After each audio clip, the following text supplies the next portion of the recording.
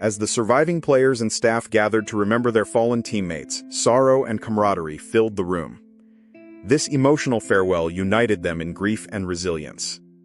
At the heart of this team was Matt Busby's bold gamble. Instead of buying established stars, he built his side from teenagers raised in the club's own youth ranks. Duncan Edwards made his debut at just 16. Dubbed the Busby Babes, they became one of the youngest sides ever to win the English League, taking back-to-back titles in 1956 and 1957. This remarkable squad was not just a domestic force. They were competing in the European Cup, aiming for continental glory, having won the league title in the 1956-57 campaign and again the following season, 1957-58. Manager Matt Busby persuaded the Football League to allow his team to play in the European Cup. This allowed them to compete externally, provided they returned promptly for their scheduled domestic fixtures.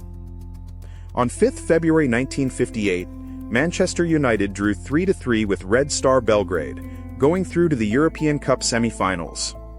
The next day, the team boarded their flight home, the flight that would never complete its journey. The team, along with coaching staff, supporters, and journalists, boarded British European Airways Flight 609.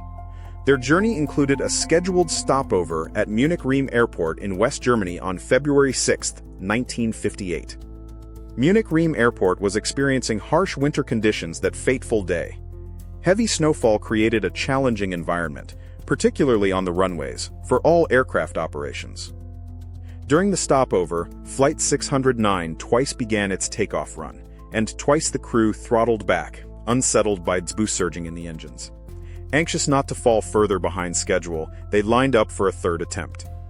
Twice the aircraft began its takeoff run, and twice boost surging in the engines forced the crew to throttle back.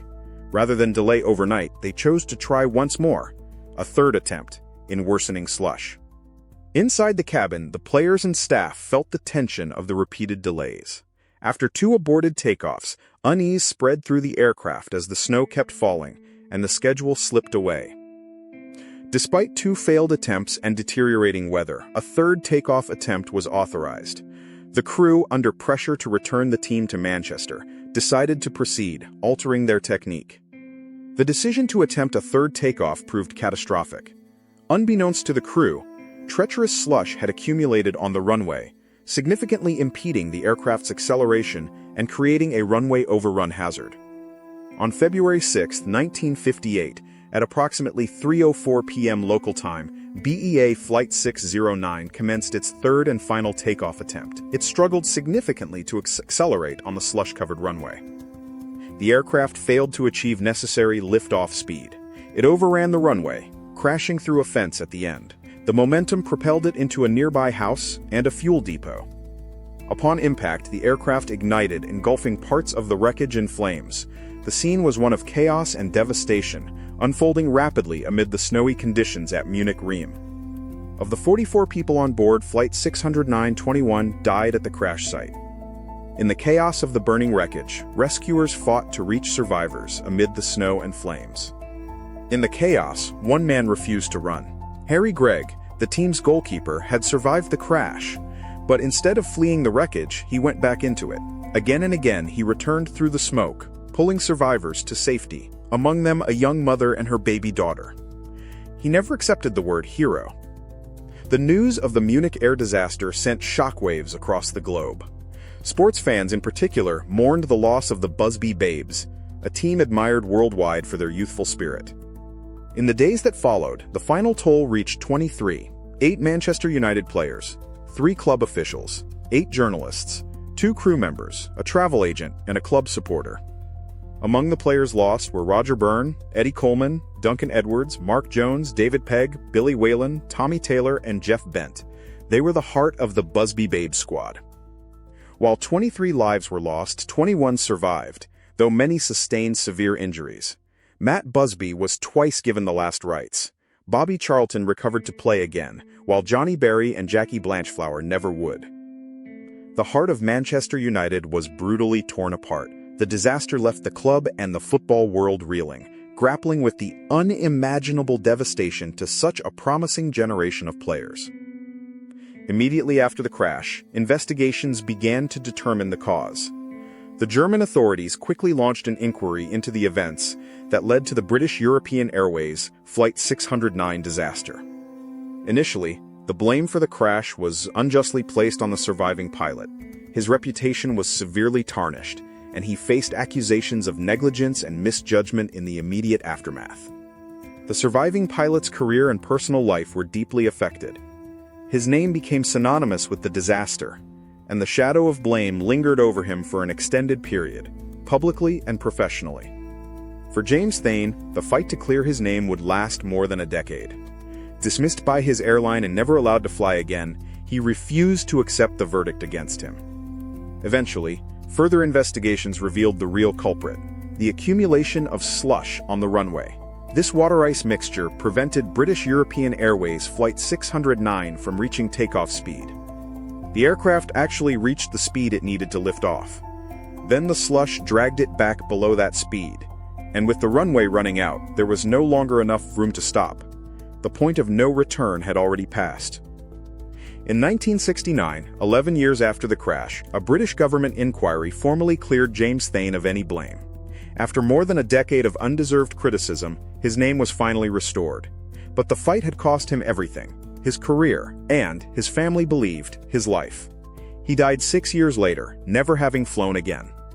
In the aftermath, Manchester United faced an uncertain future. Assistant manager Jimmy Murphy, who had escaped the crash only because he was away on international duty, stepped in to run the shattered team, while Matt Busby fought for his life in hospital. Matt Busby's recovery was arduous, but his resolve was unbreakable. He returned to management, dedicating himself to rebuilding Manchester United from the ashes of the Munich tragedy, a monumental task. Bobby Charlton, a Munich survivor, became a cornerstone of this new United. His talent and resilience symbolized the spirit of the club, rising from tragedy to achieve future glories on the pitch. 10 years after the disaster, Matt Busby led Manchester United to victory in the 1968 European Cup. This triumphant moment at Wembley Stadium was a testament to his vision and perseverance. Outside Old Trafford stands the Holy Trinity statue: Bobby Charlton, Dennis Law, and George Best, the golden generation that rose in the decade after Munich, led by the survivor, Charlton. On the southeast corner of Old Trafford hangs the Munich clock, installed 2 years after the disaster. Its two faces carry the date, 6th February 1958, and beneath, a single word: Munich. It has kept watch over the ground ever since. A plaque within the Old Trafford tunnel lists all 23 victims.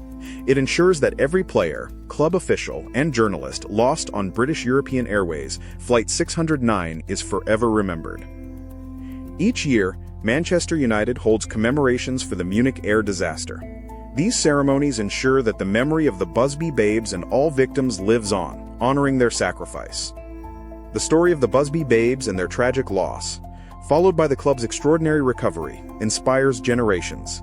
It embodies resilience, unity, and the enduring spirit of football.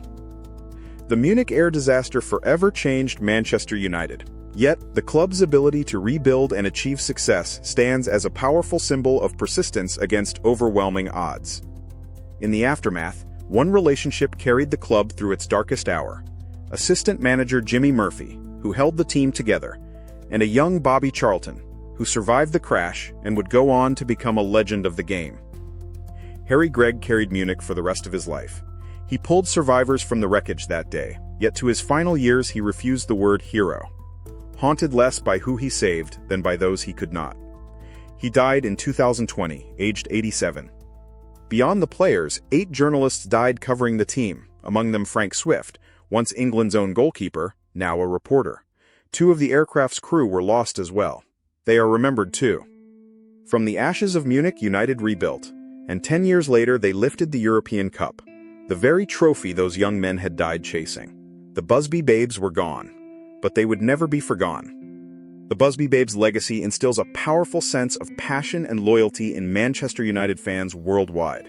It's a poignant reminder of sacrifices made for the love of the game. Even today, the Munich Air Disaster echoes through modern football. It remains a stark lesson in air safety and the fragility of life, influencing aviation protocols globally. The Manchester United fanbase, a global community, observes moments of silence and shares messages of remembrance.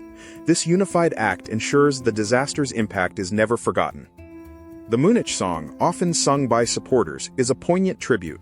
Its lyrics honor the lost Busby babes and chronicle the club's journey through profound grief to ultimate triumph. The Munich Air Disaster is not just club history. It is a significant event in sports history. Its lessons extend beyond football, impacting aviation and crisis management worldwide. Matt Busby's determination to compete in Europe was pioneering, pushing boundaries for English football. The tragic outcome in Munich cast a long shadow on this brave new venture. The term Busby Babes itself carries immense weight. It signifies not just a team, but a generation of players whose potential was tragically cut short, yet whose spirit powered a club's future. Ultimately, the story of the Munich Air Disaster is one of tragedy transforming into triumph. Manchester United's journey from devastation to European glory, led by Matt Busby, is unparalleled. More than 60 years on, the Busby Babes are still remembered, not for how they died, but for how they played, and for the club that refused to be broken by their loss. That is the legacy of Munich. Grief turned into resilience, and a team that plays on in memory. Rest in peace. Thank you for watching this documentary on the Munich Air Disaster. If you found this historical journey compelling, please like, share, and subscribe for more insightful content.